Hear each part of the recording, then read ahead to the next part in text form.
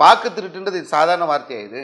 ஓட்சோரின்றார். 2002 அவருடைய பட்டியல் இல்லை என்று சொன்னால் இவ்வளவு நாள் அவர் வாக்கு செலுத்தினுடைய அந்த வாக்காளர் அடையாள அட்டை காலாவதி ஆகிறது, செல்லாததாக மாறிவிடுகிறது. அதை தூக்கி ஓரம் போட்டுட்டு இப்போ புதிதாக அவர் எடுக்க வேண்டிய ஒரு சூழல் இருக்கிறது. சில இடங்கள்ல 2005 அதை நம்ம இப்போ கணக்கு பண்ணோம்னா 2025 அவருக்கு 37 வயதாயிருக்கும். 37 வயசு ஆயிருச்சு, நான் பல ஓட்டு போட்டேன், எனக்கு ஓட்டு போகாதெல்லாம் இருக்கக்கூடாது. 2005 டெட் லிஸ்ட், அதுக்கு முன்னாடி வாக்காளர் அந்த பட்டியலில் நம்ம பேர் இல்லை என்று சொன்னால் நாம் புதிதாக இணைக்கக்கூடிய ஒரு வேலையை தான் செய்ய வேண்டிய ஒரு சூழலை ஏற்படுத்தி இருக்கிறார்கள். இதை நம்ம கருத்துல கொள்ளணும். இதை கவனிக்க வேண்டிய ஒரு முக்கியமான ஒரு அம்சம். தேர்தல் ஆணைய நியமனத்திலே 3 பேர் இருந்த இடத்துல உச்சநீதிமன்ற தலைமை நீதிபதியை எடுத்துவிட்டு அங்கு பிரதமருக்கு கீழே இருக்கக்கூடிய ஒரு அமைச்சரை கொண்டு வருகிறார்கள். யார் அந்த அமைச்சர்? உள்துறை அமைச்சர் அமித்ஷா. அமித்ஷாவும் மோடியும் சேர்ந்து ஒரு தேர்தல் ஆணையரை நியமிக்கிறார்கள் என்று சொன்னால் அவர் யாரு? இவங்க 2 பேரை பற்றி ஒட்டுமொத்த உலகத்துக்கே தெரியும். இவங்க யாரு, இவங்களுடைய நிலைகள் என்ன, ஒவ்வொரு தேர்தலுக்கு பின்னாலும் நடந்த குதிரை பேரங்கள் என்ன, ஆட்சி மாற்றங்கள் என்ன, அரசியல் தகுடுதாளங்கள் என்ன, எல்லாருக்குமே தெரியும். இந்த 2 பேர் சேர்ந்து ஒரு ஞானேஷ்குமார்னு ஒருத்தரை நியமிக்கிறாங்க. இந்த ஞானேஷ்குமார் யாரு? இவர் அமித்ஷாவுடைய அமைச்சகத்தின் கீழே பணிபுரிந்த ஒரு அதிகாரி, அமித்ஷா கிட்ட வேலை பார்த்தவர். அவரை நீங்க தேர்தல் ஆணையராக கொண்டு வருகிறீர்கள் என்று சொன்னால் எப்படிப்பட்ட தில்லுமுள்ளுகள், எப்படிப்பட்ட வேலைகள் நடக்கின்றதை நம்ம இதுல இருந்து தெரிந்து கொள்ளலாம். அஸ்ஸலாமு அலைக்கும் வரஹ்மத்துல்லாஹி வபரகாத்துஹு. தமிழகத்திலே SIR என்று சொல்லக்கூடிய ஒரு நடைமுறையை தேர்தல் ஆணையம் கொண்டு வந்திருக்கிறது. ஸ்பெஷல் இன்டென்சிவ் ரிவிஷன், வாக்காளர் பட்டியலுடைய தீவிர திருத்தம் என்ற பெயரில் இந்த நடைமுறையை கொண்டு வந்திருக்கின்றார்கள். இந்த நடைமுறையை பீகாரில் கொண்டு வந்த போதே இதற்கு கடுமையான எதிர்ப்புகள் இருந்தது. பீகாரிலே இது நடைமுறைப்படுத்தப்பட்டு மிகப்பெரிய ஒரு ஜனநாயக படுகொலையை அங்கு நிகழ்த்தி இருக்கின்றார்கள். 68 லட்சம் வாக்காளர்கள் பீகாரிலே நீக்கப்பட்டிருந்தார்கள். இதிலே பல சந்தேகங்கள் நமக்கு எழுந்தது. 68 லட்சம் வாக்காளர்கள் ஏன் நீக்கப்பட்டிருக்கிறார்கள் என்ற கேள்விக்கு முறையான பதில் இதுவரைக்கும் அளிக்கப்படவில்லை. உச்சநீதிமன்றம் சென்று உச்சநீதிமன்றத்திலே இந்த வழக்கு நீண்ட நெடிய நாட்கள் நடைபெற்று ஆதார் கார்டு இணைக்கப்பட வேண்டும் என்ற கோரிக்கைகள் வலுப்பெற்று ஆதார் கார்டு இணைக்கப்பட்டதன் காரணமாக ஒரு 20 லட்சம் வாக்காளர்கள் மீண்டும் இணைக்கப்பட்டிருக்கிறார்கள். சுமார் 45 லட்சம் வாக்காளர்கள் ஏன் நீக்கப்பட்டிருக்கிறார்கள் என்பதற்கான முழுமையான விவரங்களை தேர்தல் ஆணையம் இதுவரைக்கும் தெரியப்படுத்தாத சூழ்நிலையிலே ஒரு 12 மாநிலங்களில் அடுத்து SIR-ஐ நாங்கள் நடைமுறைப்படுத்த போகிறோம் என்று தேர்தல் ஆணையம் அறிவிப்பு செய்து அதற்கான வேலைகளை ஆரம்பித்து விட்டது. கேரளாவிலே அதற்கான அறிக்கைகளை எல்லாம் முழுமையாக தேர்தல் ஆணையம் வெளியிட்டு இருக்கிறது. தமிழகத்தில் அதனுடைய பணிகள் தொடங்கியிருந்தால் கூட இன்னும் முழுமையான தகவல்களை தேர்தல் ஆணையம் புறத்திலிருந்து நாம் பெற முடியாத அளவிற்கான ஒரு சூழ்நிலை நிலவி கொண்டிருக்கிறது. இது பீகாரிலே கொண்டு வந்த அந்த நேரத்திலே இந்தியாவிலே பல மாநிலங்களில் கடுமையான எதிர்ப்புகள் இருந்தது. குறிப்பாக தமிழகத்திலே தமிழ்நாடு முதலமைச்சர் கூட இதை குறித்து கடுமையாக எதிர்த்திருந்தார். கடுமையான சட்ட போராட்டங்கள் மூலமாக இதை முறியடிப்போம் என்றெல்லாம் கடந்த காலங்களில் அனைவரும் பேசிக்கொண்டிருந்த சூழ்நிலையில் அதையெல்லாம் கடந்து இப்பொழுது நடைமுறைக்கு வந்துவிட்ட ஒரு சூழ்நிலையில் தான் நாம் இந்த வீடியோவை பதிவு செய்யக்கூடிய ஒரு நிலை இருந்து கொண்டிருக்கிறது. இதை நம்ம சட்டத்தின்படி முறியடிப்போம் என்ற நிலையை கடந்து நாம் வந்து விட்டோம். இதை இப்போ நம்ம என்ன செய்யணும்? வெறுமனே வாக்காளர் திருத்தம் மட்டும் இதுல இல்லை. இதுல ஒரு இந்திய குடியுரிமையை நிரூபிக்கக்கூடிய ஒரு அம்சமும் இதில் மறைமுகமாக நுழைக்கப்பட்டிருக்கக்கூடிய ஒரு நிலையை நாம் காண்கிறோம். வாக்கு செலுத்தக்கூடியவர் அவர் இந்திய குடியுரிமை பெற்றவர் தானா என்ற ஒரு கேள்வியை எழுப்பி அதன் மூலம் தேர்தல் ஆணையம் குடியுரிமையை நிரூபிக்கக்கூடிய ஒரு நிலையை இதில் ஏற்படுத்தி NRCயின் கடுமையான எதிர்ப்புகள் எல்லாம் இந்திய தேசத்திலே சந்தித்த அந்த சூழ்நிலையில் CAA சட்டம் கொண்டு வந்த போது NRCயையும் NPR-ஐயும் நாங்கள் நடைமுறைப்படுத்த விடமாட்டோம் என்று ஒட்டுமொத்த முஸ்லிம்களும் களத்திற்கு வந்தார்கள். சமூக செயல்பாட்டாளர்கள் களத்திற்கு வந்தார்கள். பல அரசியல் தலைவர்கள் தமிழகத்திலே கையெழுத்து வேட்டையெல்லாம் நடத்தப்பட்ட ஒரு கால சூழ்நிலை இருந்ததை உணர்ந்திருக்கக்கூடிய ஒன்றிய அரசு புறவாசல் வழியாக வாக்காளர்களுடைய பட்டியல் திருத்தம் என்ற பெயரில் குடியுரிமையை உள்ளே நுழைக்கக்கூடிய ஒரு வேலையைத்தான் இப்ப இந்த SIR என்று சொல்லக்கூடிய இந்த நடைமுறை மூலமாக கொண்டு வந்திருக்கிறார்கள். இந்த நேரத்தில் நாம் செய்ய வேண்டியது என்ன? இது நம்முடைய உரிமை.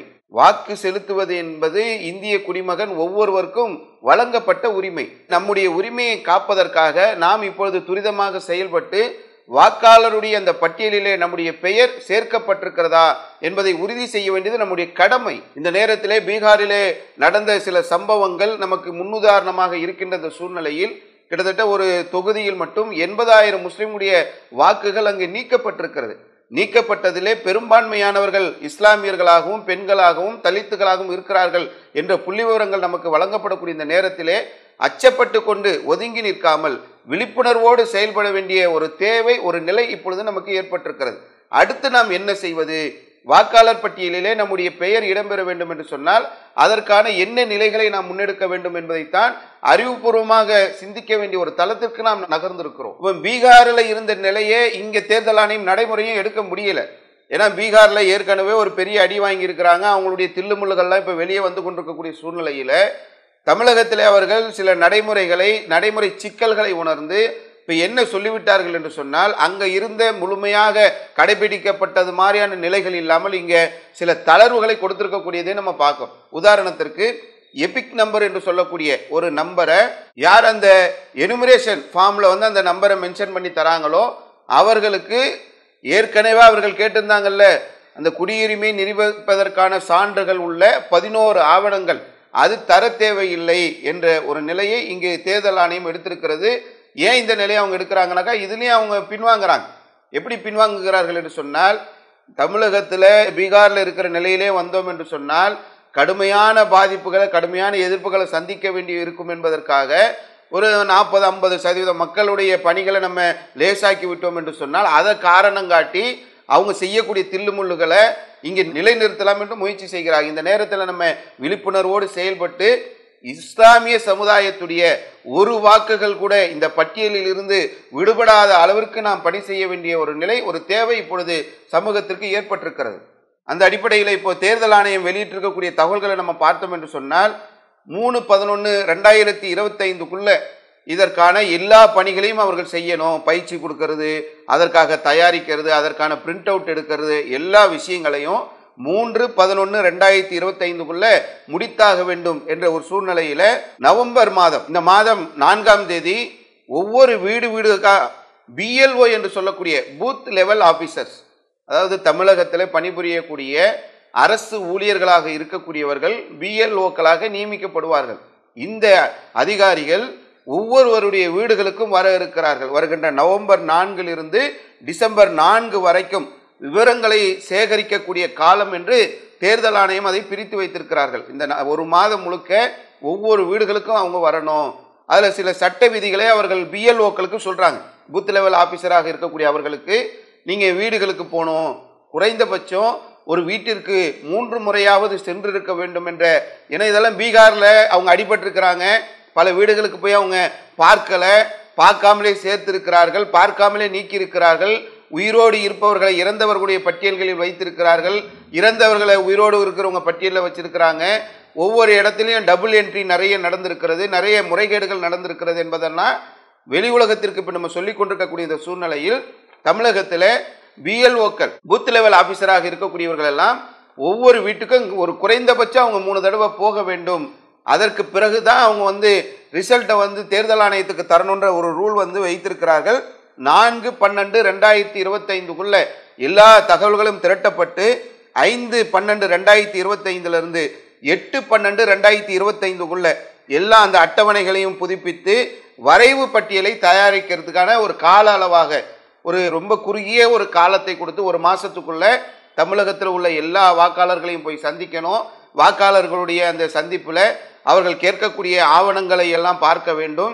2002, 2005 அந்த காலகட்டங்களிலே தமிழகத்திலே SIR அடிப்படையிலே வாக்காளர் பட்டியல் திருத்தம் பட்டு இப்போ இருக்கிற சட்டம் கிடையாது. அப்போ தேர்தல் நடைமுறைக்கு முன்னாடி எப்படி SSR என்று சொல்லுவாங்கல்ல, ஒவ்வொன்றையும் ஒருத்தரை நீக்கிறது ஒருத்தரை சேர்க்கறதுன்ற அடிப்படையில் 2002, 2005களில் ஒரு முறையாக நீக்கப்பட்டு சேர்க்கப்பட்டு ஒரு பட்டியல் தமிழகத்தில் இருக்கிறது. அந்த அடிப்படையில் அந்த பட்டியலில் உள்ளதை எல்லாம் சரிபார்த்து அதில் யாருக்கெல்லாம் ஆவணங்கள் தேவை அந்த ஆவணங்களை எல்லாம் பெற்று 5/12/2025க்குள்ள ஒரு வரைவு வாக்காளர் பட்டியலை அவங்க தயாரிக்கிறதுக்கான முயற்சிகளில் ஈடுபடணும். இதுக்கு டெட் எண்டு தேர்தல் ஆணையம் நிர்ணயித்திருக்கிறது 8/12/2025 டிசம்பர் 9ஆம் தேதி வரைவு வாக்காளர் பட்டியலை அவர்கள் வெளியிடுவார்கள். 1 மாதம் தகவல்களை எல்லாம் திரட்டிவிட்டு அதற்கு பிறகு ஒரு சின்ன கால அவகாசத்தில் அதை எல்லாவற்றையும் திரட்டி ஒன்றுபடுத்தி வரைவு வாக்காளர் பட்டியலை டிசம்பர் 9ஆம் தேதி வெளியிடுவாங்க.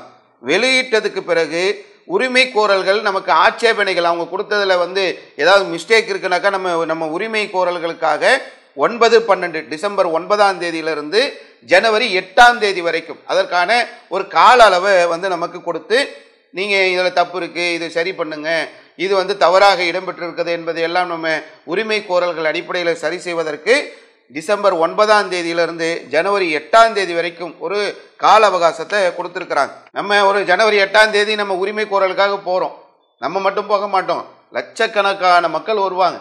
ஏன்னா இவங்க கொடுக்குற இந்த கால அவகாசம் என்பது ஒரு மாதம் என்பது ஒட்டுமொத்த தமிழகத்திற்கும் சென்று தகவல்களை திரட்டக்கூடிய அளவுக்கான நேரம் இல்லை. அதற்கு பிறகு அந்த உரிமை கோரல் அடிப்படையில் ஒவ்வொருவரும் அப்ளை பண்ணுவாங்க.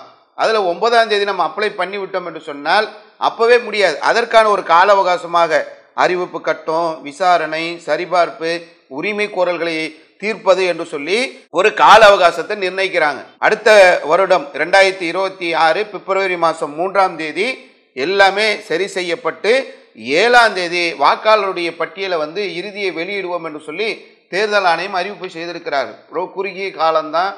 இந்த குறுகிய காலத்தில் தமிழகத்தில் இருக்கக்கூடிய அனைத்து வாக்காளர்களும் தங்களுடைய பெயர்களை புதிதாக பதிவு செய்வது போன்றுதான். எஸ்ஐஆர் என்பது திருத்தன்னு பேர் வச்சிருக்கிறாங்களே தவிர இது திருத்தம் கிடையாது. ஒவ்வொருவரும் தங்களுடைய வாக்குரிமையை இருக்கிறதா இல்லையா என்பதை புதிதாக கண்டறிந்து அதற்காக புதியதாக விண்ணப்பத்தை கொடுத்து புதியதாக செய்யக்கூடிய ஒரு நிலையை ஒட்டுமொத்த இந்தியர்களுக்கும் ஏற்படுத்தக்கூடிய நிலையைத்தான் தமிழகத்திலும் இப்பொழுது கொண்டு வந்திருக்கிறார்கள். ஒரு பெரிய ப்ராசஸ் இது. இந்த நேரத்தில் ஏற்கனவே சிறுபான்மை சமுதாயம் குறிவைக்கப்படுகிறது என்பதை விலகி வைத்திருக்கக்கூடிய நம்ம ரொம்ப கண்ணும் கருத்துமாக என்ன செய்யணும், இதுக்கு நம்ம செய்ய வேண்டியது என்ன, இது எப்படி அணுகணும், இதற்கான முறைகள் என்ன, இதை நாம் தெரிந்து கொள்வதோடு நம்முடைய உறவுகளுக்கு, நம்முடைய சொந்த பந்தங்களுக்கு, நம்முடைய நண்பர்களுக்கு, குறிப்பாக இஸ்லாமிய சமுதாய மக்கள் வசிக்கக்கூடிய பகுதிகளில் உள்ள பள்ளிவாசல் நிர்வாகங்கள்லாம் இதை மக்களுக்கு கொண்டு போய் சேர்க்க வேண்டிய ஒரு பொறுப்பும் கடமையும் நமக்கு இருக்கிறது. பீகாரில் ஒரு கட் ஆஃப் டைம் வச்சுருந்தாங்க. அது 3 நிலையை வந்து அவங்க பீகாரில் கடைபிடிச்சாங்க. 1987க்கு முன்னால் பிறந்தவங்க அவங்க குடியுரிமையை நிரூபிக்கிறதுக்கு கட்டாயமாக அவங்க செய்யணுன்ற மாதிரி சில ஆவணங்களை வச்சுருந்தாங்க. அதே மாதிரி 1987 அதிலிருந்து டிசம்பர் 2, 2004 அது வரைக்கும் பிறந்தவங்களுக்கு 2வது ஒரு கட் ஆஃப் வச்சு அவங்க வந்து அவங்களுடைய பெற்றோர்கள் யாராவது ஒருவருடைய குடியுரிமை இருந்தால் போதும், அதை வைத்து பிள்ளைகள் குடியுரிமை பெற்றுக்கொள்ளலாம் என்ற ஒரு கட் ஆஃப் வைத்தார்கள். 3வதாக 2004 டிசம்பர் 2ஆம் தேதி பிறந்தவங்க, அதுக்கு பின்னால பிறந்தவங்கலாம் 3வது கட் ஆஃப். இவங்க அப்பா அம்மா 2 பேருடைய குடியுரிமையையும் கொடுக்கணும். இந்த 11 ஆவணங்களில் உள்ள விஷயங்களும் அவர்கள் ஏதாவது ஒன்றை சமர்ப்பிக்க வேண்டும் என்ற ஒரு நிலையை பீகாரில் கொண்டு வந்தாங்க. ஆனால் இப்போ தமிழகத்தில் நமக்கு 2002, 2005 வந்து வாக்காளர் பட்டியல் சிறப்பு திருத்தம் நடைபெற்ற காரணத்தினால அதில் இருக்கக்கூடிய எபிக் நம்பர் என்று சொல்லக்கூடிய அந்த வாக்காளர் அடையாள அட்டையுடைய நம்பர் அது யார்கிட்ட இருக்கிறதோ அவர்கள் சான்றுகளை தர வேண்டாம், அவங்க இந்த ஃபார்மை மட்டும் ஃபில்அப் பண்ணி கொடுத்தால் போதும் என்ற ஒரு நிலையை அறிவிப்பு செய்திருக்கிறார்கள். இப்போ நம்ம அதை எடுத்து எப்படி தருவது என்பது தான் நமக்கு முன்னாடி இருக்கக்கூடிய முக்கியமான ஒரு சவால். ஏன்னா எல்லாருமே லட்சக்கணக்கான மக்கள் அந்த இணையதளத்துக்குள்ளே வருவாங்க. அந்த இணையதளம் வேலை செய்யுமா, அதோடைய சர்வர் எப்படி இருக்கும், அவருடைய பணிகள் எப்படி இருக்கும், வரக்கூடிய ஒரு பிஎல்ஓ ஆஃபீஸர் அவருடைய செயல்பாடுகள் எப்படி இருக்கும், இஆர்ஓ என்று சொல்லக்கூடிய ஆஃபீஸருடைய செயல்பாடு எப்படி இருக்கும் என்பதையெல்லாம் நம்ம இனிமேல் தான் பார்க்க இருக்கிறோம். நம்ம பொதுவாக பீகாரில் பயந்த அளவுக்கு தமிழகத்தில் பயப்பட வேண்டிய நிலை இருக்காது. தமிழகத்தில் உள்ள அதிகாரிகள் ஓரளவுக்கு இங்கே உள்ள சூழ்நிலைகளை விளங்கியவர்களாக இருக்கிறார்கள். நாம் ஒரு பொடுபோக்காக இல்லாமல் இந்த நேரத்தில் துரிதமாக செயல்பட வேண்டிய ஒரு சூழல் இருக்கிறத மட்டும் நம்ம முதல்ல விலகி கொள்ளணும். இந்த இணையதள முகவரியை நம்ம இந்த வீடியோவில் வெளியிடுறோம். அதோடைய டிஸ்கிரிப்ஷனையும் நம்ம கீழே கமெண்ட் பாக்ஸில் கொடுக்குறோம். இந்த இணையதளத்துடைய முகவரி voters.eci.gov.in. அந்த இணையதள முகவரியை நம்ம உங்களுக்கு வீடியோவில் கொடுக்குறோம். இதுதான் அந்த இணையதளம். இதில் நீங்கள் பார்த்தீங்கன்னு சொன்னால் செலக்ட் ஸ்டேட்டுன்னு இருக்குது. இதில் போய்ட்டு நீங்கள் தமிழ்நாடை தேர்ந்தெடுத்தீர்கள் என்று சொன்னால் தமிழ்நாட்டுடைய எல்லாமே வந்துடுது. Search by name, search by epic number. இதில் போனோம்னு சொன்னாக்கா நம்முடைய பேர், எந்த அசம்பிளி ஏரியான்றது எல்லாம் நம்ம செலக்ட் பண்ணி அதை போட்டோம் என்று சொன்னால் கீழே வந்து அந்த வெரிஃபிகேஷன் கோடு கொடுத்துருப்பாங்க. போட்டு சப்மிட் பண்ணால் அந்த பேர் வரும். ஆனால் இதில் வெறும் பேரை மட்டும் வைத்து ஒன்றும் செய்ய இயலாது. இப்போ இருக்கக்கூடிய சூழ்நிலையில் இந்த எபிக் நம்பர் எபிக் நம்பரை வந்து நம்ம போட்டு தேடணும் என்று சொன்னால் அந்த நம்பரை போட்டு சப்மிட் கொடுக்கும்போது ஒவ்வொருவருடைய எபிக் நம்பர் அதில் வரும். இந்த எபிக் நம்பர் தான் இப்போ ரொம்ப முக்கியமானது. அதை வந்து வரக்கூடிய அந்த அதிகாரிகள் இடத்துல நம்ம கொடுத்தோம் என்று சொன்னால் அவங்க நம்ம அந்த எபிக் நம்பரை நமக்கு இல்லைனாலும் நம்முடைய தந்தை தாய் நம்முடைய நெருங்கிய உறவினர்களுடைய அந்த எபிக் நம்பரை நம்ம கொடுத்தோம் என்று சொன்னால் அதன் மூலமாக நம்முடைய வாக்குரிமையை நாம் பெறக்கூடிய ஒரு நிலை இருக்கிறத பார்க்கலாம். அதே போல் இன்னொரு இணையதளத்துடைய நிலையை தரேன். இது வந்து election.tn.gov.in/electorolls.aspx அந்த இணையதள முகவரியை நான் உங்களுக்கு கொடுத்துருக்கிறேன். இது பார்த்தீர்கள் என்று சொன்னால் முதல்ல கொடுத்தது இந்தியாவுடைய தேர்தல் ஆணையத்துடைய இணையதளம், இது தமிழ்நாட்டுடைய தேர்தல் ஆணையத்துடைய இணையதளம். இதில் நீங்கள் பார்த்தீர்கள் என்று சொன்னால் ஸ்பெஷல் சம்மரி ரிவிஷன் ஒவ்வொரு வருடமும் எஸ்எஸ்ஆர் என்று சொல்லக்கூடிய அந்த நடைமுறை தான் நடைமுறைப்படுத்தப்படும். அதைத்தான் ஒவ்வொரு முறையும் அவர்கள் செய்திருக்கிறார்கள். அதை செய்த அந்த பட்டியலெல்லாம் இதில் நமக்கு வெளியிட்டிருக்கிறாங்க. இதில் அப்படியே நீங்கள் கீழே டெட் எண்டுக்கு வந்து விட்டீர்கள் என்று சொன்னால் கீழே இதுதான் ஸ்பெஷல் இன்டென்சிவ் ரிவிஷன் 2002 இருக்கா. அதே மாதிரி ஸ்பெஷல் இன்டென்சிவ் ரிவிஷன் 2005 இந்த ரெண்டு பட்டியல்கள் தான் இப்போ நம்ம தமிழகத்தில் பார்க்க வேண்டிய முக்கியமான விஷயம். இதில் ஸ்பெஷல் இன்டென்சிவ் ரிவிஷன் 2005க்குள்ளே நீங்கள் போனீர்கள் என்று சொன்னால் இதில் உள்ள மாவட்டங்கள் சென்னை, திருவள்ளூர், காஞ்சிபுரம், தருமபுரி, சேலம், கோயம்புத்தூர், மதுரை, திருச்சிராப்பள்ளி, திருநெல்வேலி இந்த மாநகர சொல்லக்கூடிய நிலையில் உள்ள அந்த மாவட்டங்கள் மட்டுமே இதில் இடம்பெற்றிருக்கக்கூடியதை பார்க்கலாம். இது 2005. இந்த பட்டியலில் இல்லை என்று சொன்னால் நம்ம என்ன பண்ண வேண்டும் என்று சொன்னால் நம்ம 2002 பட்டியலுக்கு போயிடணும். அதில் எந்த மாவட்டங்கள் இருக்கிறதோ அவங்க 2005 அங்கே எஸ்ஐஆர் நடைபெற்றிருக்கிறது. அந்த பட்டியலில் இல்லாத 2002 பட்டியல் நீங்கள் போனீர்கள் என்று சொன்னால் இங்கே மாவட்டம் எந்த மாவட்டம் என்பதை நாம் தேர்ந்தெடுக்கின்ற போது இருக்கக்கூடிய மற்ற எல்லா மாவட்டங்களும் இருக்குது. இதில் வந்து 2002 பண்ண இடத்துல திரும்ப மீண்டும் 2005 எஸ்ஐஆர் பண்ணியிருக்கிறாங்க. நீங்கள் 2005 மாவட்ட பேர் இருந்தது என்றால் இதில் நம்ம பார்க்க தேவையில்லை. இல்லை என்று சொன்னால் இந்த மாவட்டங்களுக்குள்ளே நம்ம போகிறோம் என்று சொன்னால் நம்ம கவனிக்க வேண்டிய அதுதான் முக்கியமான ஒரு விஷயம். உதாரணத்துக்கு ராமநாதபுரம் அப்படின்றதை எடுத்தோம் என்று சொன்னால் அதில் எந்த அசம்பிளி எலெக்ஷன் எந்த இடத்துல உங்களுடைய தொகுதி வருகிறது. இப்போ ராமநாதபுரம் தொகுதி இருக்குது, கடலாடி இருக்குது, முதுகலத்தூர் இருக்குது. ராமநாதபுரத்துக்குள்ளே போனோம் என்று சொன்னால் அதில் நீங்கள் எந்த இடத்துல வந்து ஓட்டு போட்டீங்க. நம்ம வந்து ஒவ்வொரு ஊர்கள்லேயும் பள்ளிக்கூடங்கள் இருக்கும். மேக்சிமம் எல்லா இடங்கள்லையும் பள்ளிக்கூடங்களில் போய் தான் நம்ம ஓட்டு போடுகிறோம். அதனுடைய பட்டியலை நீங்கள் எடுத்தீர்கள் என்று சொன்னால் இந்த இடங்களில் வந்து அந்த 3வது வார்ட் நம்பர் அண்ட் நேம் அந்த இடத்துல நம்ம போனோம் என்று சொன்னால் அந்த எந்தெந்த இடங்கள்லாம் அந்த ராமநாதபுரம் தொகுதியில் தேர்தல் நடந்தபோது எந்தெந்த பள்ளிக்கூடங்களில் நடந்ததோ அதனுடைய நிலைகள் எல்லாமே பட்டியலாக இருக்கும். அதில் நாம் எங்கே போய் நம்ம ஓட்டு செலுத்தினோமோ அந்த பள்ளிக்கூடத்தை ஒவ்வொரு தொகுதியை நீங்கள் எடுத்தீர்கள் என்று சொன்னால் ஒரு 150, 160, 170ன்னு ஒரு தொகுதிக்கு ஏற்ற மாதிரியான ஒரு நிலையில் அந்த பள்ளிக்கூடங்களுடைய பட்டியல் இருக்கும். அதில் நம்ம தங்கச்சி மடம் அப்படின்ற இதை எடுத்துட்டு கீழே நம்பர் கொடுத்துருப்பாங்க. வெரிஃபிகேஷன் கோடுன்னு கீழே ஒரு நம்பர் கொடுத்துருக்குறாங்க. இந்த மாதிரி நம்ம எடுத்தோம் என்று சொன்னால் உங்களுக்கு இந்த மாதிரியான ஒரு பட்டியல் வந்துடும். பட்டியல் வந்து 27 பக்கம் இருக்குது. நம்ம பகுதிகளில் உள்ள அந்த பட்டியலை நம்ம எடுத்து அதை பிரிண்ட் அவுட் எடுத்து வச்சுக்கிறது நல்லது. வரக்கூடிய அதிகாரிகள் எப்படிப்பட்ட சூழ்நிலையில் வந்தாலும் இது இருக்குது, இதுதான் எங்கள் தொகுதி, எங்கள் தொகுதியில் இருந்த இந்த நிலைகளை எல்லாம் நாங்கள் பிரிண்ட் எடுத்து வைத்திருக்கிறோம் என்று சொல்லி அவர்களுக்கு காட்டுவதற்கு இது ஒரு வசதியாக இருக்கும். நீங்கள் எடுத்தீர்கள் என்று சொன்னால் எல்லார் பேரும் அதில் வரும்.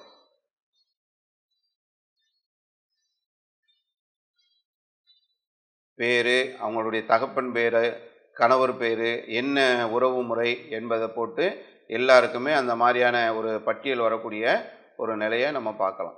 2005 பட்டியலில் போனோம் என்று சொன்னால் அது இருக்கக்கூடிய சில மாவட்டங்கள், அதில் திருநெல்வேலியில் எந்த assembly election, Palayamkottai assembly election, அதில் எந்த போலீஸ் ஸ்டேஷன் நேம், அது ஏதாவது ஒரு பேருக்குள்ளே நம்ம போய் பார்த்தோம் என்று சொன்னால் இத்தனை பள்ளிக்கூடங்கள் இருக்குது. எல்லா பள்ளிக்கூடங்கள்லேயும் நம்ம போய் ஓட்டு போட்டிருப்போம். அதில் ஏதாவது ஒரு பள்ளிக்கூடங்கள் எந்த பள்ளிக்கூடத்தில் நம்ம தொடர்ச்சியாக ஓட்டு போடுவோமோ அந்த பள்ளிக்கூடத்துக்குள்ளே நம்ம போய் பார்த்தோம் என்று சொன்னால் உதாரணத்துக்கு முஸ்லீம் ஹையர் செகண்டரி ஸ்கூல் மேலப்பாளையத்தில் கீழே உள்ள இந்த வெரிஃபிகேஷன் கோட் நம்பர் 90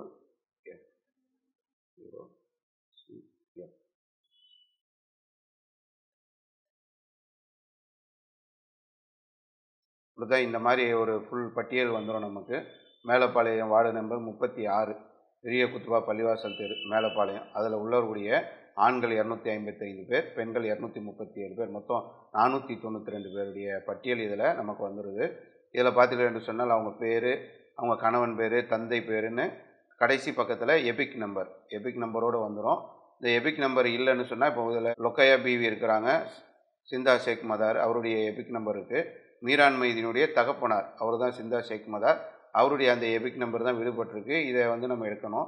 சில இடங்களில் வந்து எபிக் நம்பர் விடுபட்டிருக்கோம். அது வந்திருக்கக்கூடிய நம்ம பிஎல்ஓ ஆஃபீஸர்கிட்ட சொல்லி அது உடனே நம்ம எடுத்து அதை சரி செய்து நம்ம அடுத்த கட்ட நடவடிக்கைகளை மேற்கொள்ளக்கூடிய ஒரு சூழல் இருக்கணும். நீங்கள் பூத் லெவல் ஆஃபீஸர் ஏதாவது உங்களுக்கு சப்போர்ட் பண்ணலைன்னு சொன்னால், நீங்கள் அங்கே நம்ம ஜமாத்தை தொடர்பு கொண்டீர்கள் என்று சொன்னால் உங்களுக்கு முறையான வழிகாட்டுதலை தருவாங்க. அங்கே பூத் லெவலில் ஏஜென்ட்டுகளாக உள்ளவர்களை அணுகி அதை சரி செய்யறதுக்கான அடுத்த கட்ட வேலைகளையும் நம்ம ஜமாத் சார்பாகவே செய்வாங்க இன்ஷா அல்லாஹ். வரக்கூடிய பிஎல்ஓ அதிகாரிகள் என்ன பண்ணுவாங்கனாக்கா, 2 காப்பி கொண்டு வருவாங்க. 2 காப்பியில் வந்து ஒன்று நம்ம கையில் கையெழுத்து வாங்கி நம்ம கையில் கொடுத்துட்டு போயிடுவாங்க. 2 காப்பி இருக்குது, ஒன்று நம்மக்கிட்ட இருக்கும், ஒன்று வரக்கூடிய அதிகாரிகள் கிட்ட இருக்கும். ஏற்கனவே பீகாரில் நடந்த அந்த தவறுகளுக்கெல்லாம் இங்கே வந்து அவங்க வந்து பரிகாரம் தேடிட்டு இருக்கிறாங்க. 2 காப்பியை போட்டு ஒன்று நம்மக்கிட்ட ஒன்று அவங்கக்கிட்ட கொடுக்கறது. இதில் வந்து பிஎல்ஓ ஒரு 3 முறை வராரு, வந்து எல்லாமே பார்த்து தகவலையெல்லாம் திரட்டி அவர் வந்து ஒரு இணையதளத்தில் வந்து ஏற்றுவார், ஆன்லைனில் அப்ளை பண்ணுவார். அவர் வந்து நம்மளை நேரில் சந்திக்கணுன்றது தான் வந்து இப்போ அவர்களுக்கு விதிமுறையாக வைக்கப்பட்டிருக்கிறதுன்றது தான் இப்போ முக்கியமான ஒரு விஷயம். இப்போ எபிக் நம்பர் இல்லை அப்படின்னா என்ன செய்யறது? எபிக் நம்பர் இல்லைன்னா அடுத்த கட்டத்துக்கு வந்து அதிகாரிகள் வந்துடுவாங்க. வரும்போது அவங்க என்னன்னாக்கா 11 ஆவணங்களை கேட்குறாங்க. அந்த 11 ஆவணங்களில் எது நம்மக்கிட்ட இருக்கோ அதை உடனே நம்ம தயார் பண்ணி வைத்து கொள்ள வேண்டும். அது ரொம்ப முக்கியமான விஷயம். ரொம்ப அசால்ட்டாக இருக்கக்கூடாது. ரொம்ப முக்கியமானது வாக்குரிமை என்பது. இந்த வாக்குரிமை பறிப்பதற்காகத்தான் இப்போ சமீபத்தில் வந்து ஒரு மிகப்பெரிய ஒரு மாநாடு நடத்தி இந்தியாவில் நாங்கள் இந்து ராஷ்டிராவை கொண்டு வர போகிறோம். இந்தியாவில் உள்ள இஸ்லாமியர்களுடைய கிறிஸ்துவர்களுடைய வாக்குரிமை பறிப்பது தான் எங்களுடைய இலக்கு என்று அந்த ஒரு மாநாடை நடத்தினாங்க. அவ்வளவு இலகுவாக அவங்க பறிக்க விடக்கூடிய ஒரு சூழ்நிலையை நம்ம ஏற்படுத்தி விடக்கூடாது. இந்த தேசம் என்பது நம்முடைய தேசம். நம்முடைய முன்னோர்கள் இதற்காக கடுமையாக ரத்தம் சிந்தி போராடி இந்த தேச விடுதலைக்காக அவ்வளவும் இழந்திருக்கிறோம். எல்லாவற்றையும் இழந்திருக்கக்கூடிய சூழ்நிலையில் நம்ம இந்த நாட்டுடைய கொத்தடிமைகளாக மாற்றக்கூடிய ஒரு சதி திட்டம் தான் இன்னைக்கு இந்த எஸ்ஐஆர் மூலமாக கொண்டு வர நினைக்கிறாங்க.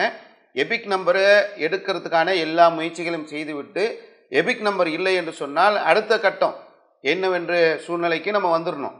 இது அந்த எனிமரேஷன் ஃபார்ம், இது வரக்கூடிய எல்லா அதிகாரிகளும் கொண்டு வருவாங்க. உங்களுக்கும் இதோடைய அதை நம்ம ஷேர் பண்ணுறோம் இந்த ஃபார்மை. இந்த ஃபார்மில் வந்து அவங்க எல்லாவற்றையும் சரிபார்த்து விட்டு அதை எழுதிட்டு போவாங்க. இதுலேயே எபிக் நம்பர் இல்லை என்று சொன்னால் கூட நம்முடைய அந்த 11 ஆவணங்களில் ஏதாவது ஒரு ஆவணங்களை நம்ம கொடுத்து அந்த ஃபார்மை நம்ம ஃபில்லப் பண்ணி வந்திருக்கக்கூடிய நேரத்திலேயே அந்த அதிகாரிகள்கிட்ட நம்ம கொடுத்துடலாம். 11 ஆவணங்களுடைய பட்டியல் வெளியிட்டிருக்கிறாங்க. பர்த் சர்டிஃபிகேட், பிறப்பு சான்றிதழ். பெரும்பாலும் இப்போ சமீபத்தில் பிறந்தவர்களுக்கு எல்லாருக்குமே அந்த பர்த் சர்டிஃபிகேட்டை வந்து வாங்கக்கூடிய ஒரு நடைமுறை இருக்கிறது. அதனால் அப்படிப்பட்ட மக்களுக்கு ஈஸியாக கிடச்சிரும். இப்போ புதிதாக வாக்காளர்களாக சேரக்கூடியவங்க ஒரு 18, 19, 20 வயது இப்படி உள்ளவங்களுக்கெல்லாம் கம்பல்சரி பர்த் சர்டிஃபிகேட் இருக்கக்கூடிய ஒரு சூழல் இருக்கிறது. அதுக்கப்புறம் பாஸ்போர்ட், வெளிநாட்டுக்கு செல்வதற்காக நம்ம பாஸ்போர்ட் எடுத்திருப்போம். அப்படி உள்ளவர்கள் அந்த பாஸ்போர்ட்டையும் ஒரு அடையாளமாக பயன்படுத்தி கொள்ளலாம். கல்வி சான்றிதழ், அரசு நிறுவனங்களிடமிருந்து பெறப்பட்ட கல்வி சான்றிதழ்கள் இதற்கு ஆதாரமாக எடுக்கிறாங்க. அதே போல் அரசு ஊழியர்களாக, பொதுத்துறை ஊழியர்களாக இருந்து அந்த அடையாள அட்டை வாங்கியவர்கள் அல்லது அதற்கான ஓய்வூதியம் பெறக்கூடிய அந்த அடையாள அட்டை இருந்தது என்று சொன்னால் அதை ஒரு ஆவணமாக நம்ம கொடுக்கலாம்.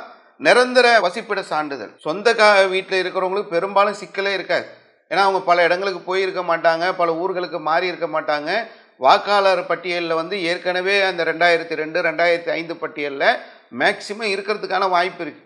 அப்படி இல்லை என்று சொன்னால் கூட சொந்த அந்த வசிப்பிட சான்றிதழை பெற்று அதை ஒரு ஆவணமாக கொடுத்து நம்ம கிளைம் பண்ணக்கூடிய ஒரு நிலை இருக்கிறது. வன உரிமை சான்றிதழ், இந்த ஃபாரஸ்ட்டில் இருக்கக்கூடியவங்க, நீலகிரி மாவட்டம் இந்த மாதிரியான சில பகுதிகளில் இந்த வன உரிமை சான்றிதழ் வழங்கப்படுகிறது. அதை ஒரு ஆதாரமாக நம்ம காட்டலாம். அடுத்து ஜாதி சான்றிதழ், கம்யூனிட்டி சர்டிஃபிகேட்னு சொல்கிறோம்ல, லப்பை, ராவுத்தர் அந்த மாதிரி எல்லாம் நம்ம போட்டிருப்போம். அந்த கம்யூனிட்டி சர்டிஃபிகேட் அப்படின்னு போட்டு வாங்கி வைத்திருப்பீர்கள். இதை ஒரு ஆவணமாக நம்ம கொடுக்கறதுக்கு அந்த 11 ஆவணங்களில் உள்ள ஒன்றாக இருக்குது. அடுத்து குடும்ப பதிவேடு. இது ஃபேமிலி ரிஜிஸ்டர்ன்றது வந்து ரேஷன் கார்டு கிடையாது. ரேஷன் கார்டுன்னு நிறைய மக்கள் அதை நினைக்கிறாங்க. ஏற்கனவே பீகாரில் வரும்போதே ரேஷன் கார்டையோ வாக்காளர் அடையாள அட்டையையோ ஆதார் அட்டையோ இணைக்க மாட்டோம் என்று தான் தேர்தல் ஆணையம் சுப்ரீம் கோர்ட்டில் ரொம்ப கடுமையான பிரச்சனைகள் செய்யும்போது கூட அதை நாங்கள் இணைக்க மாட்டோம் அப்படின்னு தான் சொன்னாங்க. ரேஷன் கார்டு கிடையாது, இது குடும்ப பதிவேடு. இது என்பிஆர் என்ற அடிப்படையில் உள்ளது மாதிரி சில அதிகாரிகள் சொல்கிறாங்க. இன்னும் முழுமையாக அவங்களுக்கும் தெரியல. ஏன்னா நம்ம மாநிலத்தில் தமிழகத்தில் அந்த குடும்ப பதிவேடு சிஸ்டம் கிடையாது. இது வடகிழக்கு மாநிலங்களில் வேண்டாம் இருக்கக்கூடிய வாய்ப்பு இருக்குது. அது நம்மக்கிட்ட இருக்காது. அரசாங்கத்தால் வழங்கப்பட்ட சிலருக்கு வந்து இந்த குடிசை மாற்று வாரியத்திலேருந்து போயிருப்பாங்க, ஹவுசிங் போர்டு போயிருப்பாங்க, சில அரசாங்க பட்டாக்கள் வாங்கியிருப்பாங்க. இது மாதிரியான ஆவணங்கள் நம்முடைய பேரில் வழங்கப்பட்டிருந்தது என்று சொன்னால் அந்த 11 ஆவணத்தில் அந்த ஒரு ஆவணத்தை நம்ம பயன்படுத்தலாம். என்ஆர்சி இதுதான் நமக்கு இருக்கக்கூடிய பெரிய பிரச்சனை. அஸ்ஸாமில் தான் என்ஆர்சி எடுக்கப்பட்டிருக்கு, வேறு எங்கேயும் இன்னும் என்ஆர்சி எடுக்கலை, எடுக்கக்கூடாது என்ற கடுமையான நம்ம போராட்டங்கள் நடத்திய பிறகு அது கிடப்பில் இருக்குது. அதுக்கும் இங்கே வாய்ப்பு இல்லை. அதுக்கப்புறம் தேவைப்பட்டால் 1987க்கு முன்னாடி இருந்த வங்கி தபால் நிலையத்தில் வந்து ஒரு அக்கௌண்ட் ஓப்பன் பண்ணது அப்படின்ற மாதிரி எல்ஐசியில் அக்கௌண்ட் வச்சுருந்ததுன்னு 1987க்கு முன்னால் யாருக்கிட்டையும் இந்த எபிக் நம்பர் இல்லை, அவர்கள் வந்து வாக்குரிமை பெறக்கூடிய சூழலை நாம் ஏற்படுத்த வேண்டும் என்று சொன்னால் இந்த 11 ஆவணங்களில் ஏதாவது ஒன்று, 11 தேவை கிடையாது, ஏதாவது ஒன்று போதுமானது. ஆனால் வரக்கூடிய அதிகாரிகள் அது சரியில்லை, இது சரியில்லை, பேர் சரியில்லை, இனிஷியல் சரியில்லைன்னு வாங்க. நம்மக்கிட்ட இருக்கக்கூடிய எல்லா ஆவணங்களையும் நம்ம எடுத்து தயாராக இருப்பது ரொம்ப நல்லது. 12வது ஆவணமாக ஆதார் கார்டை இணைச்சிருக்கிறாங்க. ஆதார் கார்டு என்பது வெறும் ஃபோட்டோ ப்ரூஃபுக்கு மட்டும்தான், இன்னார் என்பதற்கான ஒரு அடையாளத்திற்கு மட்டுமே அது பயன்படுமே தவிர குடியுரிமைக்கு நாங்கள் அதை ஏற்றுக்கொள்ள மாட்டோம், அட்ரஸ் ப்ரூஃபுக்கு நாங்கள் அதை ஏற்றுக்கொள்ள மாட்டோம் என்று அது சும்மா அது எதுக்கு வச்சிருக்கிறாங்க? 11 ஆவணத்தில் ஏதாவது ஒன்று தரணும். 12வது ஆவணமாக ஆதார் எதுக்கு இணைக்கிறாங்க? ஒரு அட்ரஸ் ப்ரூஃபுக்கு கூட கிடையாது. ஆனால் அந்த ஆதாரை வைத்து தான் சிம் கார்டு வாங்கினா ஆதார், பேன் கார்டு வாங்கினா ஆதார், பேங்க் அக்கௌண்ட் ஓப்பன்னா ஆதார், எல்லாத்துலேயும் ஆதார் இணை ஆதார இணை ஆதார இணைன்னா ஆதாரை இணைச்சா கூட டூப்ளிகேட் என்ட்ரி ஈஸியாக கண்டுபிடிக்கலாம். ஏன்னா ஆதார் வந்து ஃபிங்கர் பிரிண்ட் சிஸ்டம் உள்ளது. அதில் டூப்ளிகேட் வராத அளவுக்கு தடுக்கக்கூடிய ஒரு நிலை ஆதாரில் இருக்குது. இருக்கிற அதிகாரிகளுக்கு அதை பற்றியெல்லாம் கவலையே கிடையாது. முஸ்லீம்களை வந்து இங்கேருந்து அவங்களுடைய குடியுரிமையை பறிக்கணும், அவங்களுடைய வாக்குரிமையை பறிக்கணும், முஸ்லீம்களை 2ஆம் தர குடிமக்கள் ஆக்கணுன்றது தான் அவங்களுடைய நோக்கம் என்பதனால ஆதாரை இதில் இணைக்கவே மாட்டோம் என்று அவங்க விடாப்பிடியாக இருக்கக்கூடிய ஒரு சூழ்நிலையை நம்ம பார்க்குறோம். இவங்களுக்கு இதை திருத்தணுன்றதெல்லாம் நோக்கம் கிடையாது. திருத்தணுன்றது நோக்கம்னா 45 லட்சம் பேரை நீங்கள் பீகாரில் வாக்குரிமையை பறிச்சிருக்கிறீங்களா? எதுக்கு பறிச்சிங்க? என்ன காரணம்? அவங்களாம் வெளியிலேருந்து குடியேறினவங்களா? அவங்க எங்கேருந்து வந்தவங்க? ஏதாவது டேட்டா இருக்கா? வெளியிலேருந்து 45 லட்சம் பேர் உள்ள குடி வரக்கூடிய அளவுக்கு நாட்டுடைய பாதுகாப்பு மோசமாக இருக்கா? ஒரு மாநிலத்தில் 45 லட்சம் பேர் வெளிநாடுகள்லேருந்து உள்ளே வந்துடுவாங்கன்னா இருக்கக்கூடிய எல்லா மாநிலங்களும் எத்தனை கோடி பேர் இருப்பாங்க? 45 லட்சம் பேரில் வெளிநாட்டிலிருந்து வந்தவர்கள் யார் என்ற பட்டியலை இதுவரைக்கும் தேர்தல் ஆணையம் வெளியிடவில்லை. இதிலிருந்தே தெரியுது இது ரொம்ப மோசடி, இது இவங்க தில்லுமுள்ளு பண்ணுறதுக்கு தான் கொண்டு வராங்கன்றது தெரியுது. 12வது ஆவணமாக ஆதார் கார்டு, 13வது ஒரு ஆவணம் கேட்குறாங்க. புலம்பெயர் தொழிலாளர்கள் பீகாரில் இருந்து வந்தவங்களுக்கு தான் இப்போது வாய்ப்பு இருக்கிறது. ஏன்னா மற்ற இடங்கள்லாம் இன்னும் எஸ்ஐஆர் முடியலை. எஸ்ஐஆர் முடிஞ்சதுக்கப்புறம் அந்த மாநிலங்கள்லேருந்து வந்திருந்தார்கள் என்று சொன்னால் அவங்களும் என்ன செய்யலாம்னாக்கா, ஏற்கனவே எஸ்ஐஆர் செய்யப்பட்ட மாநிலங்களிலிருந்து புலம்பெயர்ந்து வேறொரு இடத்துக்கு வந்தார்கள் என்று சொன்னால் அந்த வாக்காளர் பட்டியலில் அவங்களுடைய பேரண்ட்டுடைய எபிக் நம்பர் இருக்கணும். அதை ஆதாரமாக காட்டி இங்கே அவர்கள் வசிப்பதற்கான சான்றுகளை கொடுத்தார்கள் என்று சொன்னால் அவங்களையும் இணைக்கக்கூடிய ஒரு நிலையை தேர்தல் ஆணையம் கொண்டு வராங்க. அதுக்குள்ளே இப்போ நம்ம போவேன், அது நிறைய விஷயங்கள் பேச வேண்டியிருக்கு. இப்போ டிசம்பர் 9ஆம் தேதி வந்துருச்சு. அங்கங்கே நம்ம விழிப்புணர்வுகளை ஏற்படுத்துகிறோம், முகாம்களை ஏற்படுத்துகிறோம், மக்கள்கிட்ட தகவலை சொல்கிறோம், எல்லாருமே கொண்டு போய் கொடுக்குறோம். எல்லாம் நம்ம பட்டியல் எல்லாம் சரிபார்க்கப்பட்டு எல்லாமே அவங்க ஆன்லைனில் வெளியிடுவாங்க. டிசம்பர் 9ஆம் தேதி ஒவ்வொருத்தருக்கும் ஆன்லைனில் டிசம்பர் 9ஆம் தேதி தேர்தல் ஆணையம் வெளியிடும். வெளியிட்டதற்கு பிறகு அதில் நம்முடைய பெயர் இடம்பெறாமல் இருக்கிறதுக்கு சில காரணங்களும் வரலாம். ஏன்னாக்கா நம்ம இணைக்காமல் விட்டுருப்போம், ஒன்று நம்முடைய பொடுபோக்குத்தனமும் இருக்கலாம், இல்லை நமக்கு முறையான ஆவணங்கள் அந்த நேரத்தில் ஒப்படைக்க முடியாத சூழல் இருக்கலாம், இல்லை நம்ம அதிகாரிகளை சந்திக்க முடியாத நிலை ஏற்பட்டிருக்கலாம், ஏதோ ஒரு காரணத்துக்காக நம்முடைய இணைப்பு விடுபட்டிருக்கலாம். ஒன்று பிஎல்ஓ ஆஃபீஸர் வராங்கல்ல, அவங்களே கூட ரிஜெக்ட் பண்ணிடுவாங்க. சில நேரங்களில் வந்து அவங்க ரிஜெக்ட் பண்ணுறதுக்கான அவர்களுக்கான சில உரிமைகள் இருக்குது, அவங்க ரிஜெக்ட் பண்ணிடலாம். இல்லை அவங்க ரிஜெக்ட் பண்ணாமல் அவங்க இணைச்சிட்டாங்கன்னா தேர்தல் ஆணையம் என்ன பண்ணுவாங்கன்னா மேப்பிங் பண்ணி பார்ப்பாங்க. இதுவும் இரண்டா, எங்கேயாவது இவருக்கு 2 வாக்குரிமை இருக்கா என்பதெல்லாம் மேப்பிங் பண்ணி பார்த்து தேர்தல் ஆணையம் எதை வேணாலும் செய்வாங்க. மேப்பிங் பண்ணி அதிலிருந்து ரிஜெக்ட் பண்ணுறதுக்கான வாய்ப்புகளும் டிசம்பர் 9ஆம் தேதி நடக்கிறதுக்கு இருக்குது. டிசம்பர் 9ஆம் தேதி பட்டியல் நம் கையில் வந்துவிட்டது என்றால் நம்முடைய வாக்கு லிஸ்ட்டில் நம்ம பேர் இருக்கா அப்படின்றத முதல்ல நம்ம உறுதி பண்ணணும். ஏறி இல்லை என்று சொன்னால் அடுத்த கட்டம் டிக்ளரேஷன் ஃபார்ம். இந்த டிக்ளரேஷன் ஃபார்மை நம்ம எடுத்து என்ன, நம்ம யார், நம்மளுடைய டீட்டெயில்ஸ் என்ன, ஏற்கனவே எபிக் நம்பர் கொடுத்துருந்தோமா, எபிக் நம்பர் இல்லாமல் ஏதாவது சான்றுகள் கொடுத்துருந்தோமா, நம்முடைய ஆவணங்கள் என்ன என்பதை எல்லாம் இணைத்து அடுத்து இந்த ஃபார்மை நம்ம திரும்பவும் அப்ளை பண்ணணும். அதற்குள்ள கால அவகாசங்களை தான் நான் முன்னாடி உங்களுக்கு சொன்னேன். நமக்கு உரிமை கோரலுக்கான அந்த நேரம் வந்து டிசம்பர் 9லேருந்து ஜனவரி 8 வரைக்கும் தான் டைமு. அப்போ அந்த காலத்துக்குள்ளே நம்ம என்ன பண்ணணும், நம்ம மீண்டும் அதை வந்து எங்களுக்கு பேர் விடுபட்டிருக்கு, ஏன் விடுபட்டுச்சு அப்படின்றதுக்காக அந்த ஃபார்மை கொடுத்து அதற்கான முயற்சிகளை நம்ம ஜனவரி 8ஆம் தேதிக்குள்ளே செய்தோம் என்று சொன்னால் 31ஆம் தேதிக்குள்ளே எல்லாத்தையும் சரி பண்ணி கொடுக்கக்கூடிய ஒரு நிலை ஏற்படும். இதில் கவனிக்க வேண்டிய நிறைய அம்சங்கள் இருக்குது. ரொம்ப முக்கியமாக பார்த்தீங்கன்னா 2002 வந்து சிறப்பு தீவிர திருத்தம் எல்லா பகுதிகளிலும் நடந்திருக்கு. தமிழ்நாட்டில் பெரும்பாலான பகுதிகளில் 2002 தான் வந்து நமக்கு கடைசி எண்டு டேட். அதுதான் அப்போ யாரெல்லாம் வாக்கு செலுத்தினாங்களோ, யாருடைய எபிக் நம்பர் இருக்கோ அவங்களுக்கு இப்போ எந்த பிரச்சனையும் கிடையாது. இப்போது 2002 ஒருத்தருக்கு 17 வயசு, அவர் அந்த வாக்காளர் பட்டியலில் இடம்பெற்றிருப்பாருன்னா கண்டிப்பாக இடம்பெற்றிருக்க முடியாது. ஏன்னா 18 வயசு ஆகிருக்கணும். 17 வயசு 2002 இருந்தவருக்கு 2025 40 வயசு ஆகிருக்கும். 40 வயசில் அவர் இப்போ எத்தனை தேர்தல்களை சந்தித்திருப்பார், எத்தனை நேரங்கள் அவர் வந்து வாக்கு செலுத்தியிருப்பார். இப்பொழுது 2002 அவருடைய பட்டியல் இல்லை என்று சொன்னால் இவ்வளவு நாள் அவர் வாக்கு செலுத்தினுடைய அந்த வாக்காளர் அடையாள அட்டை காலாவதி ஆகிறது, செல்லாததாக மாறிவிடுகிறது. அதை வந்து தூக்கி ஓரம் போட்டுட்டு இப்போ புதிதாக அவர் வந்து எடுக்க வேண்டிய ஒரு சூழல் இருக்கிறது. சில இடங்களில் 2005, அதை நம்ம இப்போ கணக்கு பண்ணோன்னா 2025 அவருக்கு 37 வயதாயிருக்கும். 37 வயசு ஆயிடுச்சு, நான் பல ஓட்டு போட்டேன், எனக்கு ஓட்டு போகாதெல்லாம் இருக்கக்கூடாது. 2005 டெட் லிஸ்ட்டு, அதுக்கு முன்னாடி வாக்காளர் அந்த பட்டியலில் நம்ம பேர் இல்லை என்று சொன்னால் நாம் புதிதாக இணைக்கக்கூடிய ஒரு வேலையைத்தான் செய்ய வேண்டிய ஒரு சூழலை ஏற்படுத்தி இருக்கிறார்கள். இதை நம்ம கருத்தில் கொள்ளணும். இதை கவனிக்க வேண்டிய ஒரு முக்கியமான ஒரு அம்சம்.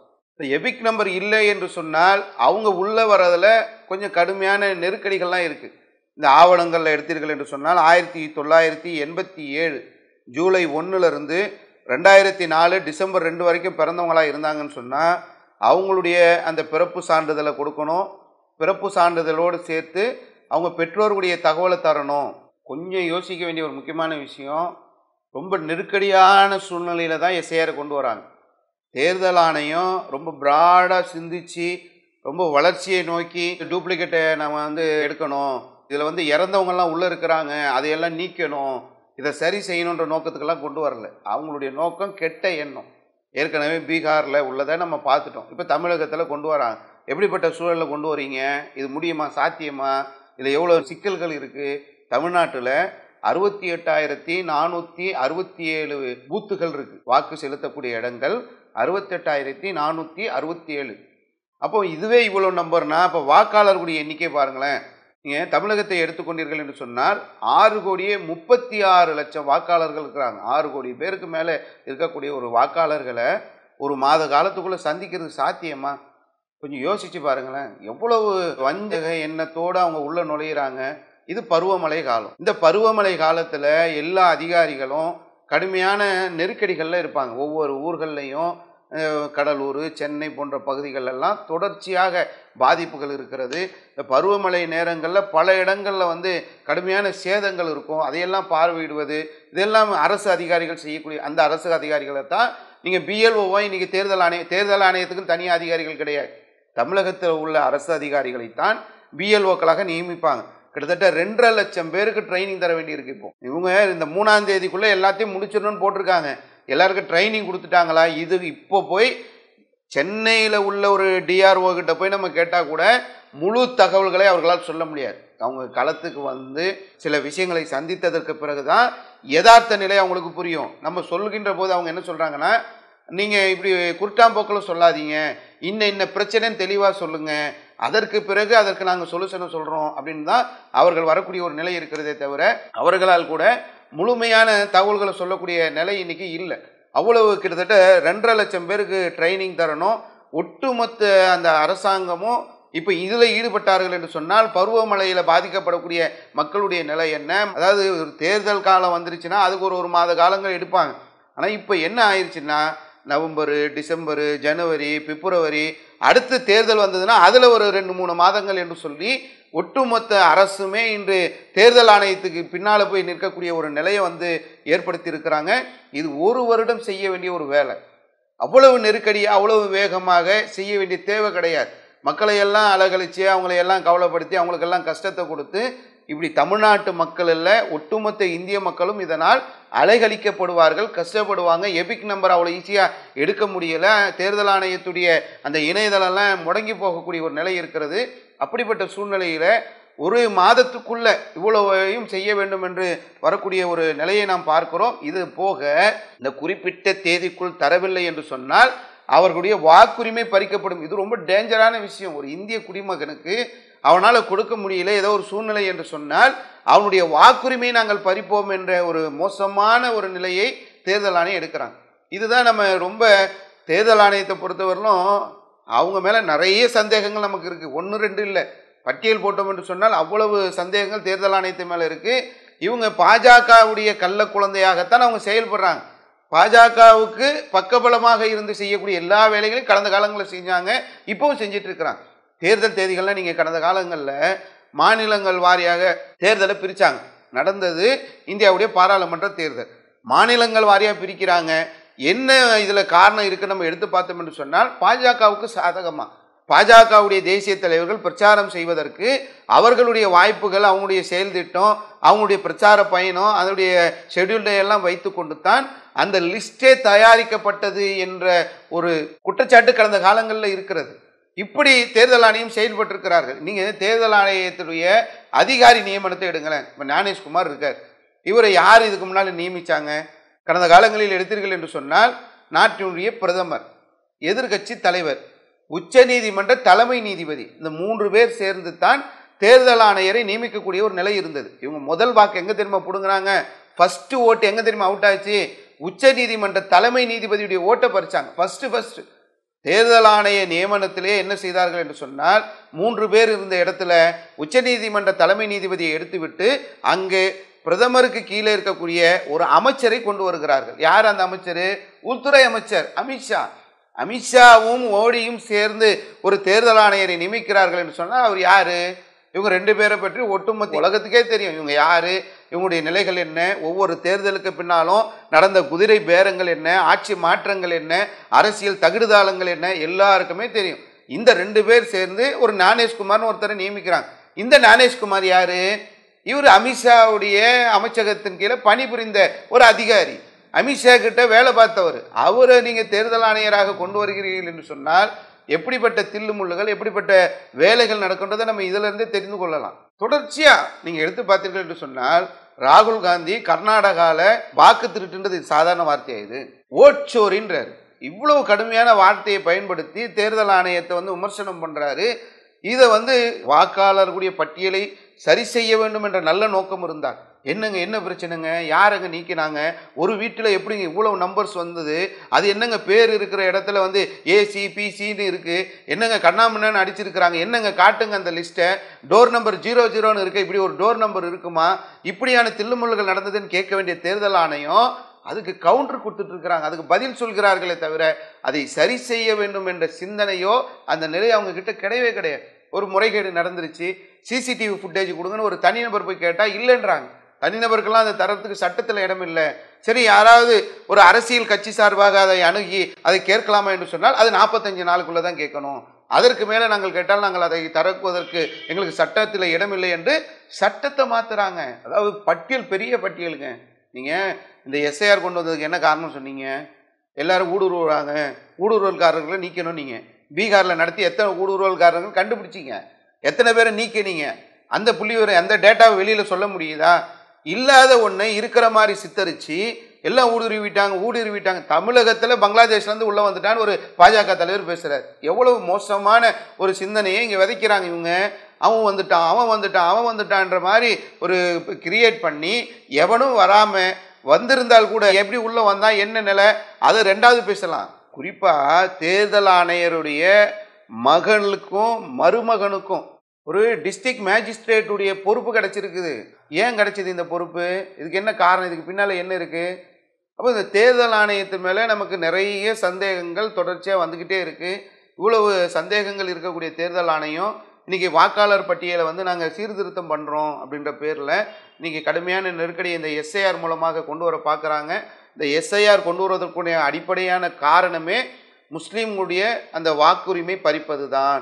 அப்போ இதில் முஸ்லீம்களாக இருக்கக்கூடிய நம்ம ரொம்ப கண்ணும் கருத்துமாக கவனமாக இருக்க வேண்டிய, துரிதமாக செயல்பட வேண்டிய ஒரு நிலை இருக்கிறது. நம்மிடம் என்னென்ன ஆதாரங்கள் இருக்கிறதோ, நம்மிடத்தில் என்னென்ன ஆவணங்கள் இருக்கிறதோ அதை ஒழுங்காக நம்ம முறையாக அதை திரட்டி அதை பாதுகாத்து இந்த வாக்குரிமையை பெறுவதற்கான வேலைகளை செய்வது, வாக்காளர் பட்டியலில் நம்முடைய பெயரை சேர்ப்பதற்கான செய்ய வேண்டியது என்ன, இதையெல்லாம் நாம் தெரிந்து கொண்டு அதை செய்ய வேண்டிய ஒரு நிலை தேவை இருக்கிறது.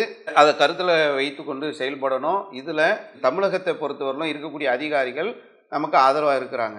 நம்ம சில அரசியல் தலைவர்களையும் சந்தித்தோம். அவர்களுக்கு கீழே இப்போ நீங்கள் அரசியல் கட்சிகள் எடுத்தீங்கன்னு சொன்னால் எத்தனை பூத்து இருந்தாலும் அத்தனை பூத்துலேயும் இன்றைக்கி ஒவ்வொரு பூத்து லெவலில் ஏஜெண்ட் வச்சுருக்கிறாங்க. BL-A1 BL-A2 என்று சொல்லக்கூடிய அளவுக்கு எல்லா பூத்துலேயும் ஏஜென்ட் இருக்கிறாங்க. ஏஜென்ட்டுடைய ஃபார்மை கூட இன்றைக்கி பூத் லெவல் ஆஃபீஸர் வந்து வாங்கி அதை சரி பார்த்து ஒவ்வொரு நாளைக்கு 50 பேருடைய ஃபார்மை வாங்கி அவங்க ஃபில்லப் பண்ணக்கூடிய ஒரு அங்கீகாரம் இருக்கிறது. நம்ம களத்திலேயே நின்று அதை பார்க்கணும். எங்கேயாவது மிஸ் ஆகுதா, எங்கேயாவது தவறு நடக்குதா, வந்திருக்கக்கூடிய BLO ஆஃபீஸர் ஏதாவது முறைகேடு செய்கிறாரா என்பதை கண்ணும் கருத்துமாக கவனித்து ஒரு முஸ்லீமுடைய பெயர் கூட விடுபடாமல் இணைக்கக்கூடிய பணியை நம்ம செய்ய வேண்டும். இஸ்லாமிய சமுதாயம் இந்த நேரத்தில் விழிப்புணர்வோடு செயல்பட வேண்டும் என்பதை இந்த நேரத்தில் நம்ம சொல்லிக்கொள்கிறோம். அஸ்ஸலாமு அலைக்கும் வரஹ்மத்துல்லாஹி வபரகாத்துஹு. அல்லாஹு அக்பர், அல்லாஹு அக்பர்.